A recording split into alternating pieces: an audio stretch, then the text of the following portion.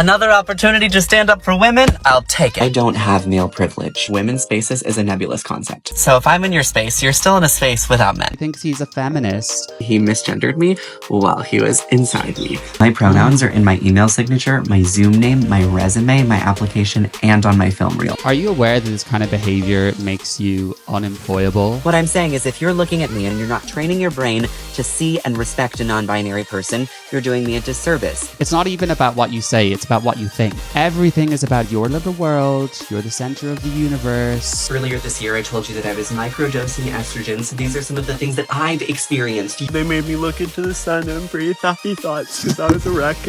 Oh my god. You are fake. But I've been invited to 3 sex parties tonight. They look like New York City as opposed to being a bunch of cis white muscle gays. Oh, not the cis white muscle gaze. And I want to be an elder one day. You know, like I want to make it. I'm not transphobic. I have my reasons. And get used to it. James is smiling. Hello everyone, my name is Jack and welcome back to my channel. If you are new, hello, and I'm very glad to have you all here with me. And most importantly, welcome back to another episode of Tick Toxic. That's right. In Tick Toxic, I examine controversial influencers who are influencing the youth of today and having an underestimated effect on politics, society, and how we operate in objective reality versus online spaces. Last time on Tick Toxic, you saw me examine the non-binary Jesus guru, poet, and, in my opinion, narcissist, Alok Vedmanan. So if you haven't seen that, go check it out. And this episode, Under the Microscope, we have James Rose, aka James is Smiling. James Rose is a self-described non-binary trans girl, okay, who goes by they, she pronouns. His tagline says he's an actor, author, sifluencer, we'll get to that, and hot. James is also currently writing a book titled Sorry I Keep Crying During Sex. Interesting. James Rose has just shy of 600,000 Instagram and TikTok followers. And in my opinion, with all the lies and delusion he puts across, he is having some goddamn influence on the people tuning into his channels. I have to say that this creator, in my opinion, is a terrible role model for the young people watching his platforms with the misinformation he puts across, the vanity, the narcissism. We will get all into that today, trust me. And let's do this in a respectful way. Comment on James's ideas, not his appearance. You know the drill. And if you do like my channel, please consider subscribing. Hit the notification bell so you don't miss any of my videos. And if you would like to support the channel, you can make a one-time donation to my PayPal link. Join the YouTube member community for early access to videos, or even better, join the Jack Jewell Uncut Substack, where you will see the extended versions of all my videos with the moments too controversial for YouTube, including this episode of Tick Toxic. And everyone, without further ado, let's go. Number 1, gender delusion. As a non-binary, using the bathroom in public is such a crapshoot, you know, which one do I use? And I walked into one today because I have a beard and I forgot that I was, wearing a mask because I'm indoors. And this man yells at me and I says, I am passing for a woman. This is giving me gender euphoria. Thank you for your service, old white man. The delusion is strong, in my opinion. Personally, if he walked into my bathroom with that brow bone and the hairline, and I'm not sure how tall he is, but the stature, I would not assume he is a woman. So who knows if this story is true, but that guy needs to seriously check his reality. And he is just feeding into this narrative that James is not a man, even though we know he is. A man is an adult human male, which he is. And who knows, he lives in New York City, which is a blue state, hyper woke. And for all I know, people left, right, and center are validating this delusion and feeding in to his vanity and self-obsession. So one of the unexpected parts about being a tall trans femme is the amount of times I'll be walking behind a woman on the streets and I'll skirt around because I got long legs and places to be.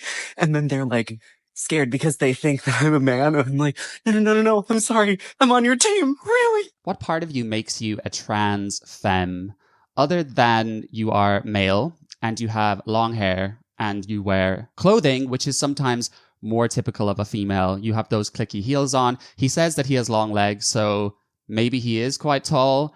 And he's gating on a woman. She's obviously aware of her surroundings because women, compared to men, are more often than not hypervigilant of their surroundings and assessing the men in the vicinity. He thinks because this woman is concerned, he can just say, don't worry, I'm on your team. She must just be like, excuse me? You will see that James's idea of what makes him a non-binary woman, which is an oxymoron in itself, and then a trans femme on top of that, is entirely based off gender stereotypes. And this is the same with all the non-binary influencers and celebrities we see. There is no way you can describe this identity without referring to crude gender stereotypes, such as long hair and perhaps some of the more feminine behaviors and mannerisms he has. Also, thank you for asking so respectfully. That makes me feel really valued as a human being when you're like, hey, I would love to know the answer to this. Can I respectfully ask? Sometimes roles that I'm going in for require me to have facial hair. I actually really like the way that a beard looks on me. To me, facial hair and body hair really aren't gendered experiences and they don't give me dysphoria, especially considering how many cis women can grow beards. I know so many people with PCOS that are like, I have a PCOS beard. And it's like, you look stunning. Great. So you'll see with these people that they take extreme edge cases to validate their delusion that certain characteristics between men and women are not, quote unquote, as he says, gendered. The way the human experience works, right? These people are so detached from reality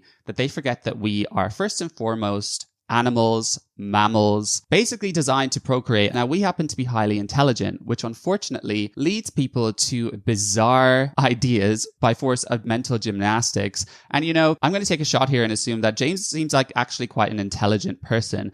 And the thing is, when you are intelligent, it makes you even more capable of arguing points eloquently that make no sense. And we see this particularly in the field of academia with gender studies, queer theory, critical race theory, all those things, right? So he's taking an edge case example of a woman with PCOS, polycystic ovary syndrome, I believe it's called, where one of the symptoms means that she can grow some facial hair. These people, I feel, need a course in statistics, right? He should go to university, ditch the gender studies. There we will learn about averages. When I refer to gender, I'm kind of thinking of the average traits seen between men and women and how that plays out in society. A very, very strong indicator someone is male is the fact that they have facial hair. Again, we are animals. Our evolution means that we can process whether a face is masculine or feminine in a split second. So just because you take these edge cases, for example, there's a very rare case of a baby that's born with two heads. It's called Craniopithecus parasiticus, right? That does not mean that we say, oh, in general, having one head is not really particular of the human experience, right? No. It is. Some things happen. You know, I have compassion for women struggling with that. Maybe some of them learn to embrace the facial hair. It's just complete delusion. It is complete, as Helen Joyce would say, it's absolute tosspottery. For me to look at you, see a beard and think, man, I'm not transphobic. I have my reasons, and get used to it. And if you are saying facial hair isn't gendered, then what is? I ask you, James. Why are you non-binary? Why do you have to identify out of gender if facial hair is not gendered? What is the goal? And you'll see with these people, their goal is not just to be themselves and be true to themselves. They have seen an opportunity to get attention, to fulfill their vain and narcissistic experience in the world. And ultimately, you see these non-binary people get really gleeful and joyful when they confuse people about their gender. And that's what it is, really. I don't really see people like Alokve Banan and Sam Smith finally discovering their true self and saying, wow, this is always how I've wanted to dress, because they don't just dress in a slightly gender non-conforming way. They actually seem to wear outfits that are deliberately a statement, such as a beard plus a skirt plus makeup on half of the face or something like that. It is designed to purposely confuse people and make a statement, and that is why I think it is a complete trend in this case. And yes, facial hair is definitely typical of the male sex. Walking home pretending I'm FaceTiming someone because my walk home is under 10 minutes, so that way if I get murdered for being a hot trans girl, at least it will be caught on film and you all can find him. Sorry, James, you're not a girl. I don't see you as a girl. You can't make me see you as a girl. It is, in fact, offensive to women. You are appropriating the experience of a woman in the vulnerability she has walking home late at night and saying, because I'm a trans girl, I now have that experience. Now, that's not to say that you don't have the experience of a gay man walking home at night. Luckily, in New York City, that risk factor is probably much lower than places like, I don't know, Congo. But to say that it's the experience of a woman is a completely false statement. But the worst time was when the man that I was dating and I were having sex and he misgendered me while he was inside me. I don't know how you managed to do that, but he did. And then I promptly burst into tears because it felt absolutely horrific and volatile, and I felt violated. I was violated. And he was like, I'm so sorry. I have like a master's in gender and sexuality. And I was like, well, a lot of fucking good that did you. And because I had that much self-respect at the time and wanted to like see the good in him because he like wanted to be with me, I was like, let's talk about this. And so then we talked about his difficulty with conceptualizing me as a non-binary person. And then 2 weeks later, he ghosted me. And 6 months after, he got engaged to someone else. What a coinky dink. Maybe you could put 2 and 2 together. You started crying during sex because the man that you were sleeping with misgendered you. And anyway, how do you misgender someone during sex, right? Because you would be saying, you're so hot, you're so great, or maybe something a bit more creative than that. But when are you going to say he to someone with these people? They will not get to a point where they are free from oppression and people offending them because their whole persona is based off controlling society and getting a thrill out of themselves when this false fear and transphobic world, they think transphobia is just everywhere. Of course it exists, but it's not as ubiquitous as they claim. You can see that they just get a rush of adrenaline when these things happen because it validates their self-fulfilling prophecy that actually the world is phobic towards non-binary people. How awkward to be so self-centered that someone makes a mistake during sex and then you burst into tears, and then instead of having fun, you then proceed to have a whole conversation through the night about gender. Lo and behold, this guy ends up with someone else. So that was me. I would be straight out the door. I auditioned/interviewed for this film intensive, and one of the things I talked about in my interview was being a gender fluid actor and wanting to find affirmative spaces to tell queer narratives. One of the administrators who has her pronouns in her email signature pushes me on to the final round with this email that misgenders me 3 different times. My pronouns are in my email signature, my Zoom name, my resume, my application, and on my film reel. Before I've even met anyone for this final interview, I've had to correct an administrator in front of her boss, and I've already had to be on the defense defending my own identity. This just creates an awkward power dynamic that could have been completely avoided. And depending on this person's response, it can either be a non-issue or it puts me at a major disadvantage. This is something cis people just do not deal with. Are you aware that this kind of behavior makes you unemployable? From looking at his socials, he has been successful. He's been in shows like Cabaret and Hedwig. I think that's great that you've had success. I wish that you were using that success to spread a more modest and humble and positive message for young people and not to be so self-centered. If this was my experience hiring someone, I would just say you're a head wreck. You're going to be a problem. You're going to be the person bursting into tears halfway through rehearsal because someone accidentally says he. You're going to be someone bullying people into going against their biological instincts, that you look fully like a man just with long hair. Apparently that makes you a woman. Just looking at that process, it's in my Zoom name, it's in my email signature. I told this person and this person. These people have lost personality. His whole application was, I'm a non-binary gender fluid actor. That's what it's all about, right? I don't get how anyone would hire you. And of course, if they don't hire you, then the explanation will be transphobia. So they keep themselves in this never-ending cycle of oppression when they, in fact, are highly privileged to, yes, obviously he must have talent, but perform on a Broadway stage in a time when non-binary is so lifted on a pedestal that they want all these people to be in casts, throwing it back in people's face because they simply refer to you in a way that is reflective of, guess what, reality. That if you are still looking at me and seeing anything other than a non-binary person, that is your transphobia to unlearn. What I'm saying is if you're looking at me, an openly non-binary person, and you're not training your brain to see and respect a non-binary person, you're doing me a disservice. In the same way that if someone sees your son, let's say a gender non-conforming boy, and doesn't see a boy who's just gender non-conforming, they're also doing your son a disservice. Are you aware your logic and rules make zero sense? He's gender non-conforming because he has long hair. And throughout history, there are phases when men have had long hair, and that's been the trend. So it's definitely not just exclusive to women, although it is a stereotype nowadays. And he's saying, if you look at me and you see me as anything but a non-binary person, That is your transphobia to unlearn. he is saying that you are committing a thought crime. It's not even about what you say, it's about what you think. These people will never be happy. They won't rest until the entire world not only validates them and panders to them and humors them, but actually thinks the same way. You know, if he could read people's minds, he would be bursting into tears left, right, and center. The logic doesn't add up because, okay, when I look at this guy who's gender non-conforming, I need to see non-binary person. But then a son who is gender non-conforming but does not identify as non-binary, I need to see him as a son. What the hell is non-binary? You can't have a concept without any parameters that need to be fulfilled. It's not the one. Here is part 2 of how cisgender people pursue gender-affirming care more often than trans people do. Viagra. This is my favorite example because you can't tell me that the use of this is not gender-affirming to you, and it is pursued in much greater numbers by cisgender men than it is by trans people, though some of us do pursue it because the way that we take hormones may affect the production of, you know, sexual things. Same with hormone therapy, because we all know a man who's taking steroids at the gym, and that's not a judgment call. It's just pointing out that he's taking testosterone, and so are trans men. So why is it a problem when they do it, but not when he does it? This is what people do, is that they enter an argument with an already prevailing ideology. So they don't use the argument to prove the ideology and then arrive at that conclusion. They already are putting this gender affirming care description on it.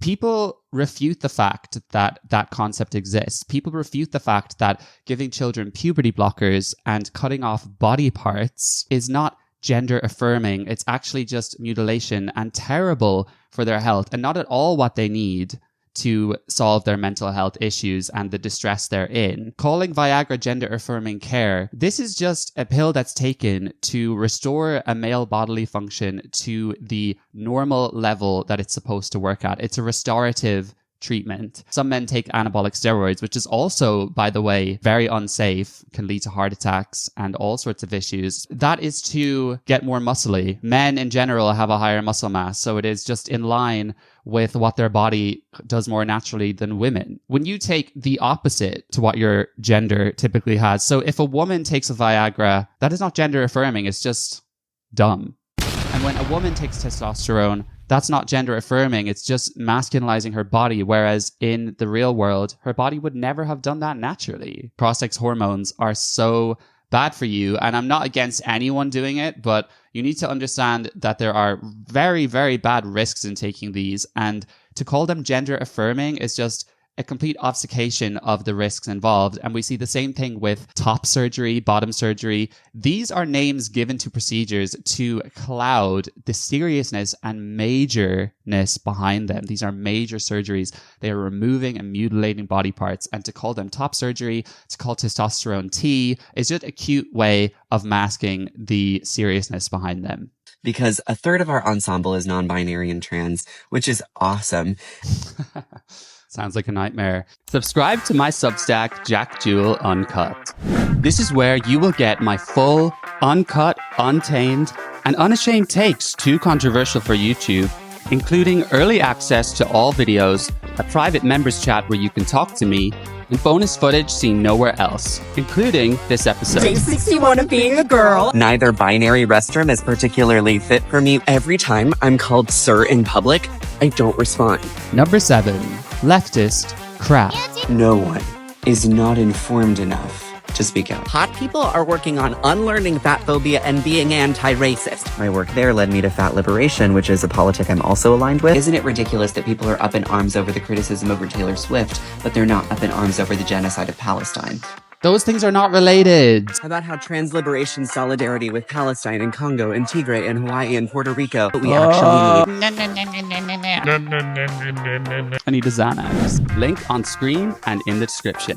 Earlier this year, I told you that I was microdosing estrogen, so these are some of the things that I've experienced. You might have a different one, but this is mine. My skin is definitely softer, especially around my face, and I have to use lotion now. My body hair growth is also slower, and so is my facial hair growth, but that's as you can see, I just shaved and you can still see the shadow, so it's not like it's going to go away completely. I'm beginning to see some fat redistribution in my body, so like as I'm sitting on this stool, it's not just like my butt bones. There's like a little padding there for the first time in my life. Definitely some breast tissue tenderness and some tissue growth, which I am kind of liking. I think most importantly, though, is that my brain finally feels like my brain. I didn't realize how much was missing until it felt like, these little estrogen pills were just cleaning off the fog on the glasses inside my head. And now I feel like my dysphoria has been largely mitigated. The suicidality has drastically decreased, and I feel much more like myself.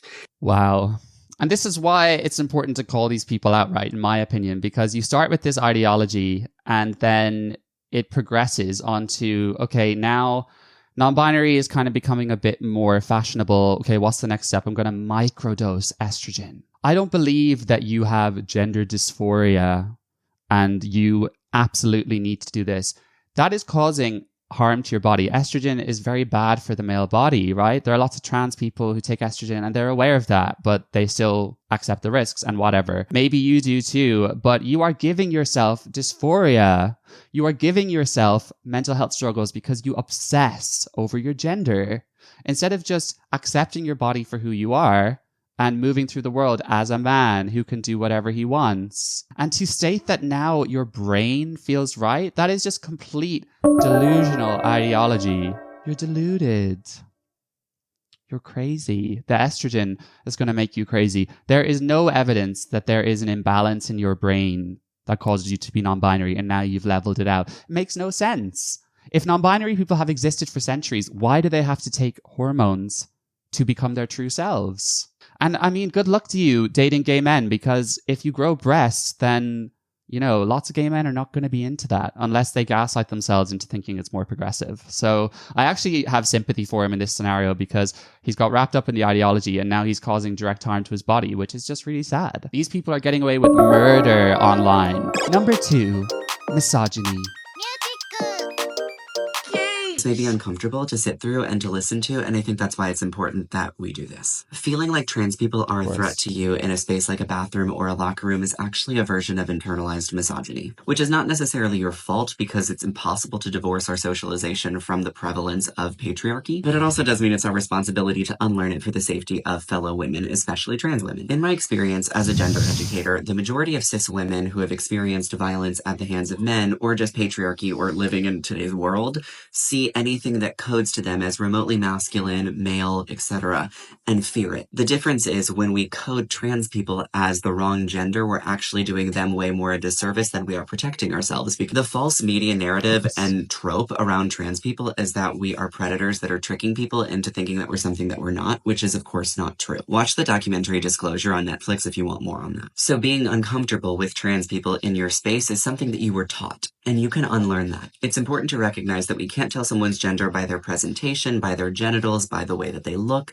All of that can be changed. All of that is arbitrary. None of that is central to your identity necessarily. What are the limitations in your worldview about womanhood that are excluding this person from your concept of it? What are the ways that misogyny and patriarchy have failed you to the point where you can't see the sameness in you and other women that are trans? When a trans woman walks into a bathroom or a locker room, we all share the same experience of being oppressed by misogyny and patriarchy. So it's up to you to unlearn that trans people are scary, and it's up to you to relearn and expand your definition of womanhood, and it's up to you to ultimately reckon with why are you scared of something that is a part of who you are. We're way more similar than you think, and we all just want liberation from the same systems that are tying us down. It makes me so angry that platforms like his are indoctrinating how many kids, how many teenagers into thinking this is okay.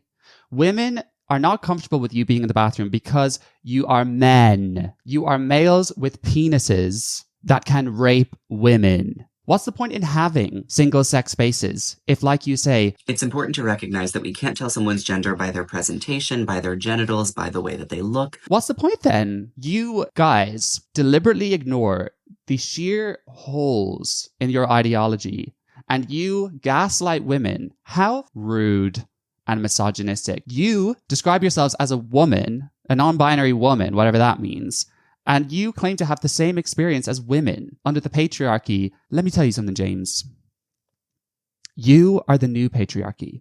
You have all the privileges of being male, and then you get to identify out of it and still use all the bits you like. For you to tell women that they need to unlearn their internalized misogyny. And you can unlearn that. Because they don't want someone that looks like this, or this, or this. You know, they're all non-binary trans women because gender expression is arbitrary. And you're telling them if they are alarmed, if they're a woman who's been raped, if they are a 13-year-old girl and you walk into the changing room and you get your cock out, then they have internalized misogyny they need to unlearn. This is where I lose all sympathy for these creators, right? Don't care. Don't care if you think I'm mean. He is poisoning the minds of young kids, and you are a complete misogynist. You will never understand the female experience because you are not female.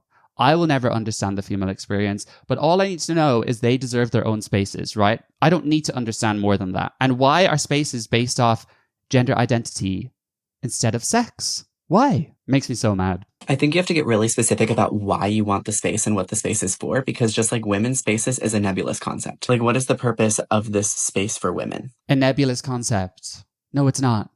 It's for women, people with vaginas, to share a space. First off, any space that's for women automatically includes trans women, and it's nobody's job to police everyone else's identities. You are authoritarian. Why do you get to make these rules? He just makes the rules. He's given cluster B, right?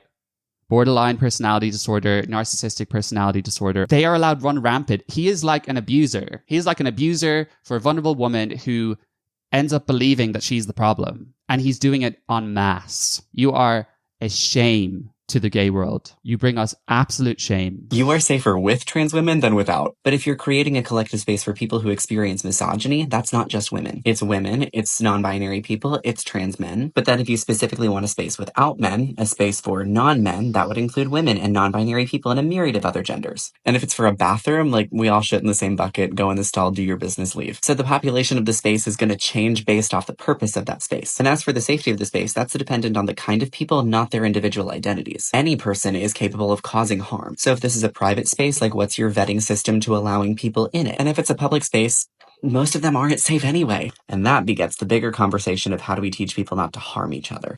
No, social norms exist, right? If we make it a social norm that a person like you, like a man with a beard and chest hair, for you to make this claim that anyone can commit violence, let me introduce you to biological sex, okay?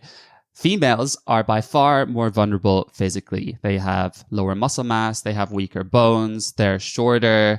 You guys know the drill. It's the same as the transport debate.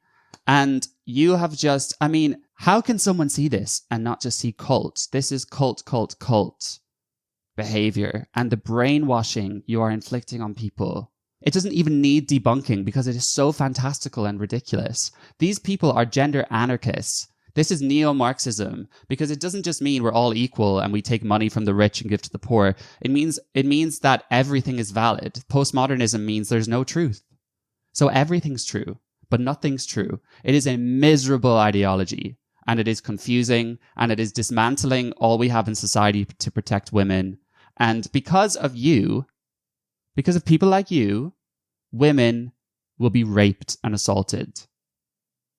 And I really, really hope people like you, when all of this gender ideology eventually unravels itself, people like you deserve to be shamed. You deserve shame. I'm not afraid to say it. I don't really know how else to tell you this, but if you saw me dressed like this, walking down the street in my heels, pretend I shaved my beard and I had one of these on my face, you would have no fucking clue, all right? I love my presentation. I don't need your validation from it. I do not receive this. And I would really caution you about policing other people's gender expressions because it's just not your fucking business. If you look at me and you see a man, that's your transphobia that you are projecting onto people like me, and you're just making the world less safe. No, you're making the world less safe. And all I'm going to say about that is you're effing deluded if someone sees you wear those kind of bloomery pants, meshy top, and a face mask. They're not going to see man. You guys delude yourself. You are a misogynist that thinks that you can dress like that and you are a woman. You know, this is one of the arguments in which woman face is definitely valid. How will you ever have a functional relationship with people if you have to police everyone's thoughts, everyone's actions, they will identify themselves as liberals, right? They're the opposite. The core foundation of liberalism is freedom of belief. I have my beliefs, you have yours. We can coexist as long as we are respectful and we don't harm each other or enforce our beliefs on others. You're enforcing your beliefs on women. You are illiberal. You are all the things you claim others to be, authoritarian. It's you. You're cringe. You're crisp. You're cute. Okay? I don't have male privilege. Trans femmes like me, regardless of what we were assigned at birth or how society attempted to condition us, do not have male privilege. We're not men. You can't have male privilege if you're not a man, right? If I'm being afforded male privilege in any setting, it's because I'm being misgendered. And if you understood the mental health toll it takes on people like me to be misgendered, you would see it's not a privilege at all. To be misgendered is to incur harm, which is the opposite of privilege. Personally, there are some select instances in which I choose to pass as a man for my own safety. It's horrible and I hate it, but sometimes I have to do it. Okay, can women do that? No, they can't. So do you know what that is, James? That's Male privilege. okay. Today I'm going to identify into womanhood, and I'm oppressed, and I understand the experience of being a woman. And then tomorrow, oops, I'm going to identify out of that and have my male privilege and pass because I'm safer. Do you not see the holes in those logic? Women cannot have that. And the whole concept of the trans woman, linguistic fuckery of the highest order, as Helen Joyce would say. That's just linguistic fuckery of the highest order. Another opportunity to stand up for women? I'll take it. So I'm not a man, so if I'm in your space, you're still in a space without men. You are a man. You are male. You have XY chromosomes. The only justification for a space without trans women is if you're a misogynist. And you know what that is? That's some straight man behavior. That's some trans misogyny. That is some anti-women. That's some turf bullshit we don't want. Here's where we really mess up on Biology 101. If you can't give birth, you ain't a woman. There are plenty of reasons women can't give birth. They may not have a uterus because they've had a hysterectomy or because they're trans. Some people literally born with 2 X chromosomes still don't have uteruses that allow them to give birth, and they're just as much women if that's how they identify, right? I know a lot of 70-year-old women who can't give birth.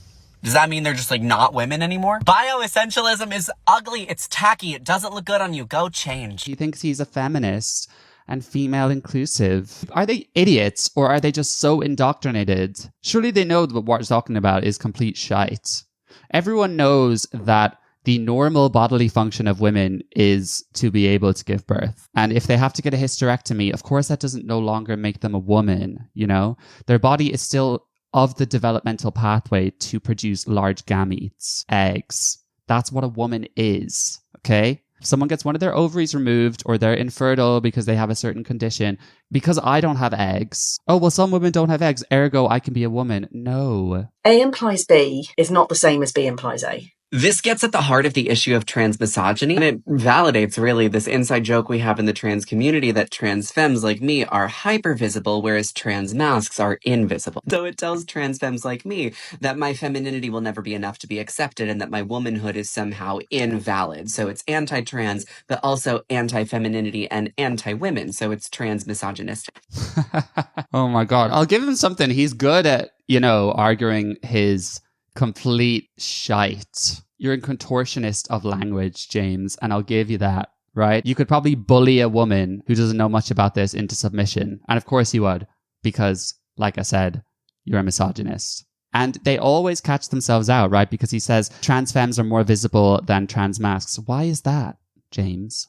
Why is that? Is it because men are more inclined to be assertive, dominating, angry, narcissistic, and they are peddling this ideology and bullying women? Maybe. And what about the trans men, these autistic young women who are socially awkward at times, not at all assertive? Maybe there's a reason they aren't as visible because they're women and you're men. On average, there is a very, very obvious difference between the non-binary girls and non-binary boys. You look at this guy, Sam Smith, Alok Vaid Menon, Jonathan Van Ness, all raging narcissists and attention seekers. You look at the non-binary women, for example, Demi Lovato, a very lost, troubled young woman who was searching for identity. And you see all the non-binary girls on TikTok, autistic, very on the spectrum, the holes. It's all hypocritical. And thank you for your sincere question. I appreciate the fact that you're coming in with an open heart and an open mind, and I wish more people were like you.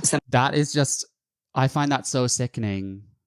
It's like, oh, thank you for your consideration. Now we can all learn together. And they're saying, I can respect your pronouns. Why can't you respect that I don't want to be called cis? Cis comes from the Latin word, which means same. And so when we call someone cisgender, we are honoring the fact that they are the same gender that they were assigned at birth. I think the reason a lot of cis women are hesitant to accept the label cis is because they see trans as being negative. So they think that any language we're using to describe them must also be negative. I think it's really more a symptom of trying to invalidate trans people for anything that we could possibly say or do, because that's a tool of bigotry and oppression, right? If you're constantly invalidating anything that an oppressed group says, it makes it much harder for them to fight for their rights because we're not being taken seriously. Cis is not a term that's used to erase women. It's actually signifying the differences and experiences of womanhood that we all bring to the table that all have value. Cis also labels your privilege in being able to walk through the world accepted as the gender that you were assigned at birth, which is not a luxury afforded to trans people.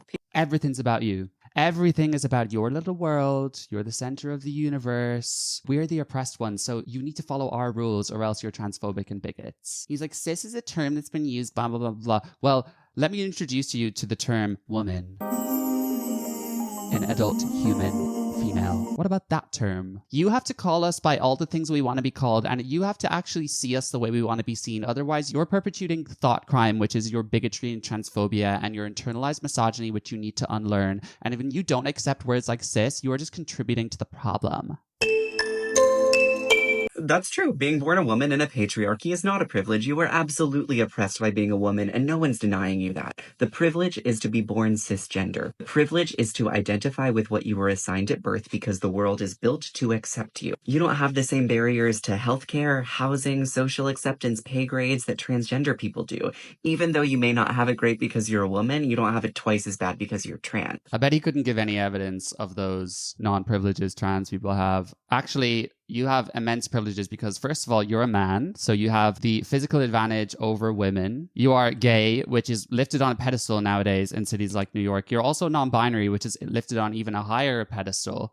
And you get to identify out of your oppression and privilege whenever it suits you and say that you're more oppressed than women. You're not. You're not, you're not, you're not. Imagine having an entire profile of this shite, being this disrespectful towards women. This ideology is going to fall because it's not in line with reality. Reality will prevail. It will. I'd love to know, put it in the comments. Do you think people like him will actually realize he was wrong? Because that is going to be one really rude awakening. Do you think that he's going to be identifying as non-binary when he's 50? When he's 60? No. Because he'll have found another way to be oppressed and to be adored. Get your shit together. Number 3, fake, fake, fake. Fake, fake. Yay! Okay, I'm gonna try to get through this video because it's important to me. And it's important for other survivors, I think, to hear this. I posted a video about being sexually harassed by Christopher Noffke, who was a choreographer that I worked with at one point years ago. And theater is looking at hiring him for something, and they saw my TikTok, and long story short, they contacted me about verifying the story, and I verified the story. Apparently there have been other complaints of other people that this has happened to. And, they're opening, some investigation, internally, and... Right, so I have no idea the context behind this alleged assault or harassment. It may very well be true. What I want to highlight is how often James fake cries. Apparently there have been other complaints of other people that this has happened to. And he's supposed to be an actor. But it is very, very obvious when he starts to turn on the waterworks. Apparently other people... I don't believe it. You're going to see more. I am angry that even after publicly outing an abuser this year, I am still not safe from other men, and this is still fucking happening to me. I'm angry this is happening in October. It's my hardest month, my trauma-versary, and I'm angry at how much resiliency is required of me in order to survive. So you can see that pin drop. I'm angry this is happening in October. It's my hardest month. I'm not buying it. Do you guys buy it? To me, it just seems so obviously a performance. I just think it's so odd how you would put this stuff on the internet if it's this traumatic and just to lay your life so bare for the whole world. But honestly, those tears, they're just not believable. And on top of that, you claim to have been assaulted, which may have happened.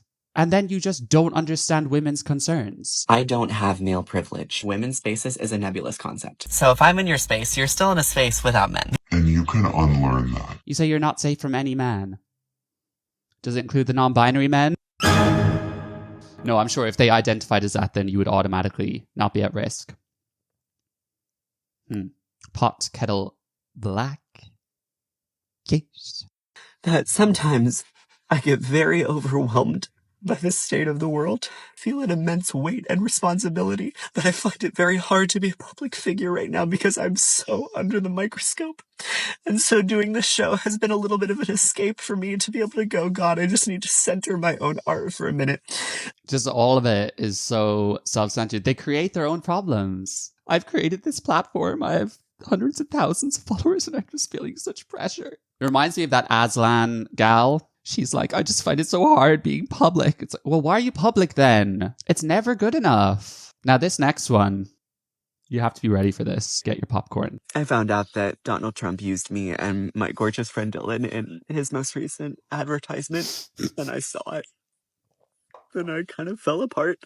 And I didn't want to tell you that because I didn't want to look weak. And it's like, oh my God, that's so stupid. I cry on the internet all the time. Like, why is today any different? Because I fear for the safety of our community. And I felt shame about being trans, and I felt shame about being public about my transness and being, bubbly and fun and loving life. I mean, you should feel shame over the kind of lies and misogynistic rhetoric you spread. But look at it, that rush of adrenaline to have a presidential candidate put you and Dylan Mulvaney in a video. The global elitists who send your kids to war, who tell you a woman is a man and a man is a woman. I believe he is loving this. It is validating the delusion that you are at risk of being erased. It was a cheap shot, right? But he was highlighting the ridiculousness of Dylan Mulvaney and his days of girlhood and how so much of America are like, yes. Maybe he was highlighting you because you're a problem. I thought, oh, maybe if I were just different, then maybe I wouldn't have failed my community in this way. And I know in my heart that that's not true. And I know that if it wasn't me, it could have easily been somebody else. And my individual personality is not representative of all trans people. I am not representative of all trans people. Well, thank God for that. Thank God for that. One non-binary person trying to do their fucking best. And I know that they want me and people like me, people like you, if you're trans, to feel shame about our transness. That is a goal. They want to eradicate us. And if they make examples of people like me and my gorgeous friend Dylan, then they are one step closer to that eradication. Maybe they want, shame has a purpose. And someone said this to me recently. Shame is actually an important human emotion because it means that we realize our failures and our duty to society. So you should feel shame about wanting children to be sterilized and mutilated. You should feel shame about erasing women's rights. You should feel shame for being so self-centered and narcissistic that you can't think beyond your own little universe. That's worthy of shame. It would actually do you some good. The thing I feel more than shame or embarrassment or that I failed the community, because I know those things aren't true. The thing that I feel is this intense passion in my gut that says this work is not over and we have work to do. And my God, do we have to do it? I mean, God. Above all else, we have to love each other harder. I mean, this presidential campaign is going to be... Do you see how he keeps flipping in between the tears? When you're crying, it's very difficult to control that and to stop if you're genuinely crying. But he's like, Donald Trump, put a photo of me and Dylan, and I know I have this duty to the trans community and, we have to keep working, but working, it's going to be hard. It's just on and off and on and off with the waterworks. You are fake. Everything about you is fake. Your identity, your claims about reality, you're crying. Fake. Yes.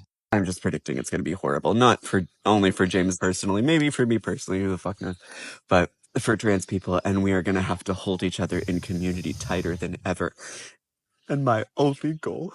Here we go again. ...is to leave this earth knowing that, I loved trans people in my community as hard as I could.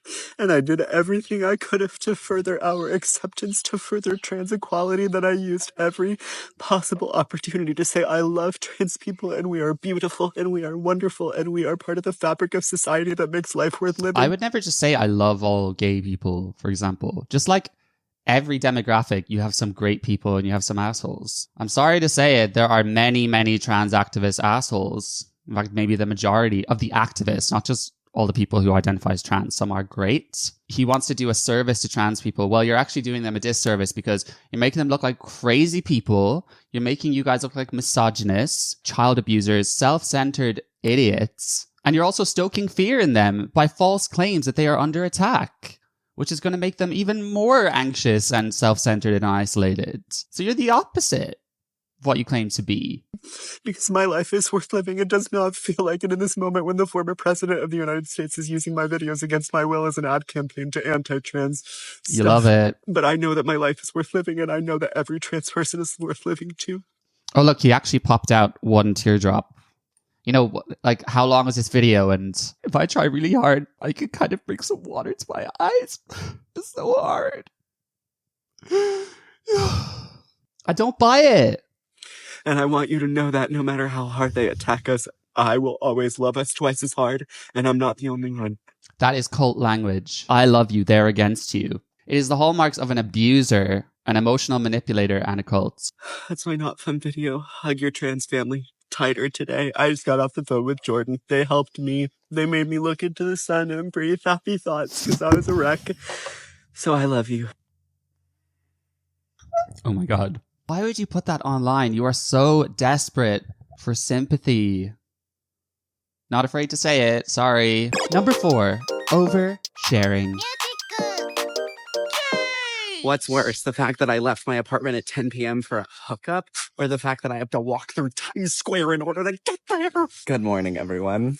I am putting in my contacts on the side of the street this morning because I unintentionally slept over to Boy's house. Good morning. Oh, I know exactly where I am. Good news. I'm not quite sure what level of horror I just graduated to, but there is only one brand of poppers that works for me, that I like. And I walk in and I look at the section and I point, and before any words come out of my face, the guy behind the counter looks at me, names the brand, and goes, "Oh yeah, here you go."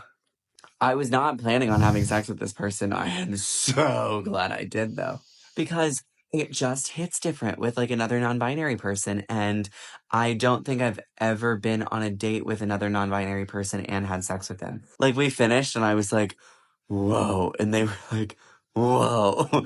They were like, I am just so into you. And it just hits so different. And I was like, I feel the same way.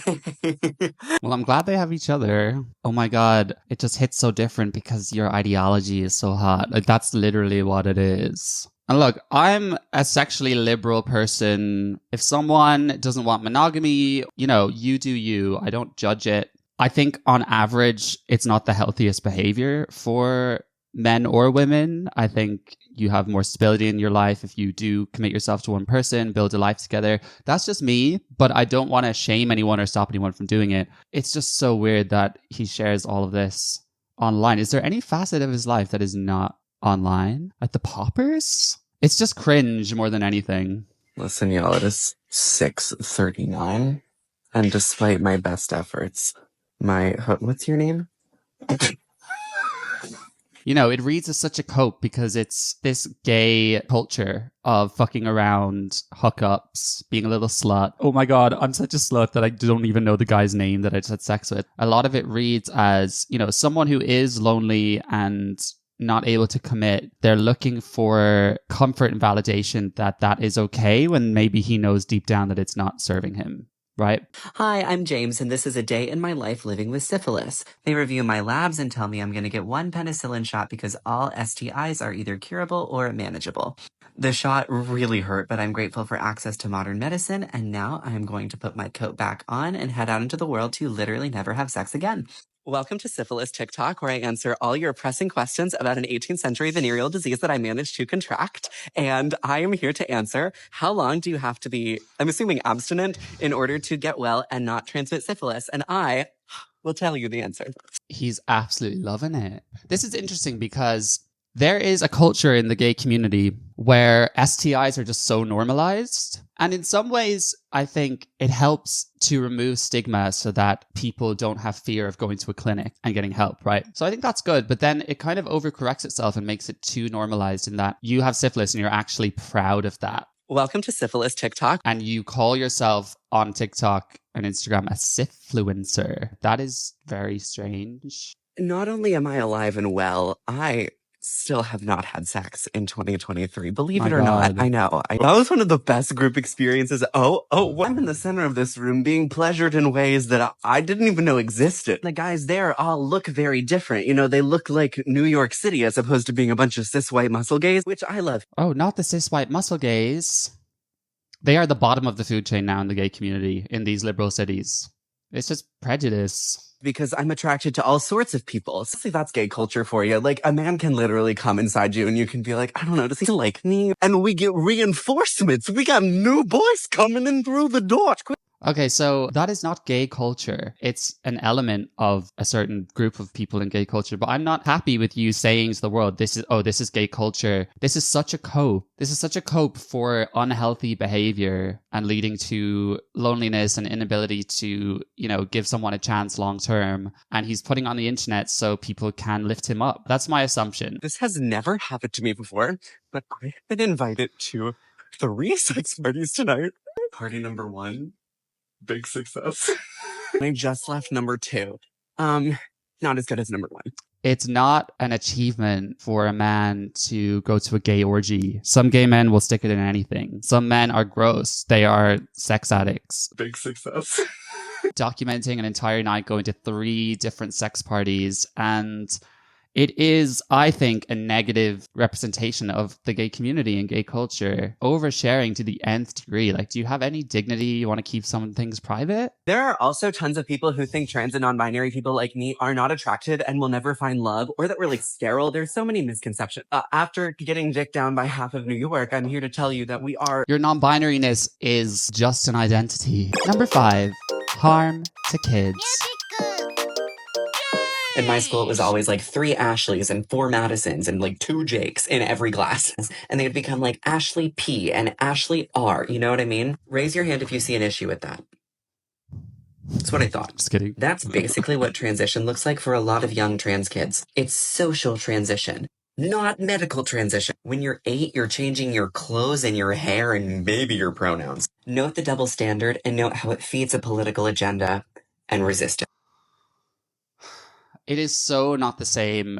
Someone's name being Ashley and then someone else's name being Ashley and you being Ashley M and Ashley R is reality. Whereas if you let a young child adopt an opposite sex name and then claim to be the opposite sex and demand to be treated as the opposite sex, that is totally different. That is worlds away. Confusing. It's giving the child a false promise. I don't agree with this narrative of don't agree with kids being medicalized, but social transition is fine. It's not. It's not. Like Hillary Cass in the Cass report, social transition is not a neutral act because you allow a kid to do this, they adopt a whole new identity. And if they retain that identity, by the time they get to 18 years old, it's all they've ever known. They haven't even got a chance to explore their natural biological sex. And then what happens next? Medicalization. So it's not a neutral act. I think social transition in children is child abuse as well. We are here as adults to keep children grounded in reality. Kids are fantastical, but we're here to keep them grounded. And this is the exact opposite of that. It is a complete safeguarding risk.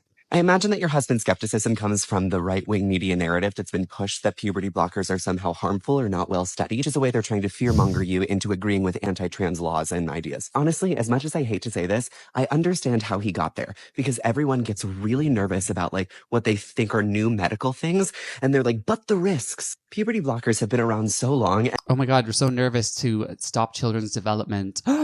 How shocking. If you look at the evidence for puberty blockers and how it was started in the Dutch study, of which the criteria were quite extreme in terms of having gender dysphoria from a very young age that was consistent, did not go away, having a stable family environment, having no comorbidities mental health wise. And it was still wrong because they were all just gay kids, but all the rest of the world took that and ran with it. And now all the criteria are gone. So the studies are terrible. They are extremely low quality.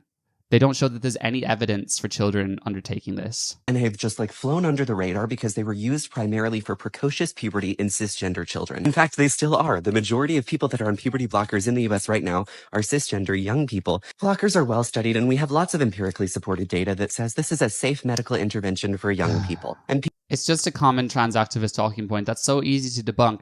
Treating precocious puberty, the idea behind that is to restore that child's bodily function to its natural state, meaning they go through puberty at an age that's appropriate. And even having said that, there are scandals breaking out of women who have gone through this, and actually they do have long-term side effects due to the blockers for precocious puberty. There's a difference between delaying a child's puberty so they can go through it at age 11, 12, 13 like normal kids, and stopping a child from ever going through their natal puberty. Imagine that. Ever going through their natal puberty. Like, this is the most egregious medical scandal on kids. people only started having a problem with them when trans kids were exercising bodily autonomy, self-identifying their gender, and getting gender-affirming care, right? I also think some of the skepticism around blockers comes from the fact that, like, That's because it's used off-label and for a completely different circumstance. we find overwhelmingly that blockers are a safe medical intervention that can be life-saving for young trans people. They're I think not. something we have to reckon with as a culture is that you and me and your husband are not qualified to make a medical decision about another child's life. But we are all qualified to be against child abuse. These quackpots at WPATH, which the whole world just, oh, the World Professional Association of Transgender Health, that sounds prestigious, and it's just a bunch of activists and autogynephiles and eunuch fetishes. So no, the studies are bogus. Number 6. Stoking Fear. But as a transgender person in today's day and age, it is highly unlikely that I'm going to see things get a lot better. I'm scared. I'm fucking scared.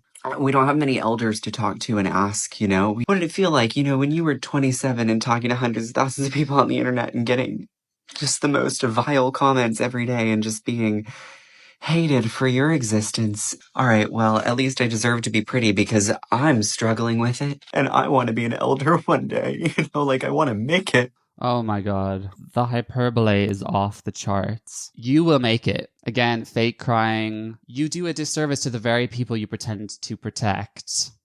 And this concept of elders, maybe there are no non-binary elders because that concept didn't exist. And just the idea that a man with long hair won't make it? I want to make it. I want to be fucking alive and just see things get a lot better. I don't want to keep reading about trans kids dying. I don't want to keep reading about these bills. I don't want to keep knowing that there are so many young trans people that aren't going to make it to 27 and have 400,000 people to talk to on the internet because people are calling for our active and total annihilation. And people are complicit in this. I want a hug from my elders, and I'm never going to get it. This concept of all these trans kids dying, first of all, where are all of them? But also, they use these, you know, freak cases of a child who was trans-identified who, you know, shot up a school or committed suicide, and they say that's because of transphobia, but actually it's because of a whole host of mental comorbidities, and then they adopted a trans identity to try and explain those. So correlation does not equal causation. As Hillary Cass demonstrated, there is no scientific evidence that having a trans identity makes you more likely for suicide in children. There's no evidence. I really wasn't prepared to do Genocide 101 today on this corner of the internet, but since you asked, figured we might as well dive into this. So I hate that attitude. Like, I really wasn't prepared to educate you guys on this, but I guess we're going to have to do it again. If you were in Palestine, you'd be thrown off a roof. This is a really annoying talking point that I thought we'd addressed by now, but apparently lots of you still need a reminder. It's so patronizing. You guys just can't tolerate differing of opinions. You're like, oh, I guess I'm going to have to educate these people again. one of the main tactics that fascists use to dehumanize, to exterminate a population is to dehumanize them. And one of the main things we see the alt-right extremists in America doing is dehumanizing transgender and LGBTQ plus people, but specifically transgender people. And misgendering is one of the tactics that people on the alt-right are using to dehumanize transgender people. Because if somebody comes into my space and says, you think you're non-binary, but you're actually just a man, it delegitimizes who I am and it dehumanizes me, because a big core of my humanity as a trans person is the fact that I know what gender I am. I've lived in this body with this gender longer than anybody else on the world has lived in my body with my specific experience of gender. It's so difficult.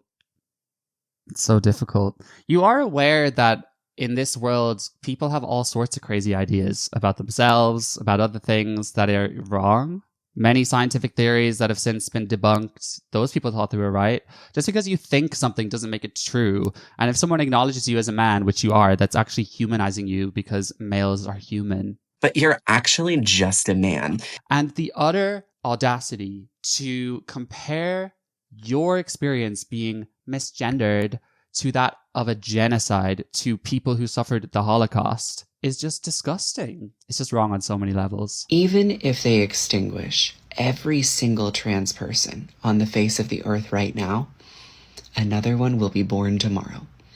And I keep thinking about that, because in a world where we didn't have enough elders and we didn't have enough examples and we didn't have trans-positive media, we don't live in a trans-positive society, we still figured out who we were. That's delusion. And it's actually very harmful to spread these ideas for people that identify as trans or non-binary, telling them that people are trying to extinguish every one of you. But no, the argument behind that is that maybe we shouldn't delay child's development and block their natural biological function. That's not erasing them. We're not trying to murder them. We're actually trying to do the opposite. You say one more will be born tomorrow. Well, this is just a concept that you've latched onto. There will always be gender non-conforming people, and you live in the best time in society in New York City in the West to be gender non-conforming. Try going to North Korea. Wow. I can't believe I managed to get through that, everyone. But he's up there. I think he's worse than Alokve Banan. I cannot believe how much attention this guy gets. And it's important that I'm commenting on this because I believe it is so harmful, the kind of ideas this is spreading. I think it's disempowering, stoking fear, removing rights of women and kids, promoting this culture of victimhood and self-centeredness and far left ideas. This guy is damaging, all right? Let me know what you agree with, what you disagree with. Please don't send this content creator hate. And if you want to see the full version of this video where I get far more critical and sometimes funny in that sense, you can go to the Jack Jewell Uncut Substack and subscribe for as little as £5 a month. And with that said, I will see you in the next episode of Tick Toxic. Bye. Yay!